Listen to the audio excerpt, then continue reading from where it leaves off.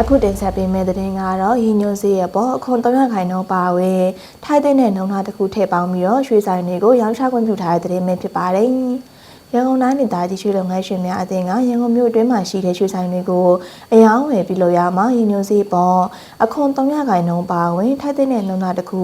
ထည့်ပေါင်းရောင်းချခွင့်ပြုထားတယ်လို့သိရပါတယ်။ဒါအပြင်တမန်စည်းနှုန်းနဲ့ရောင်းချခြင်းရှိမရှိကို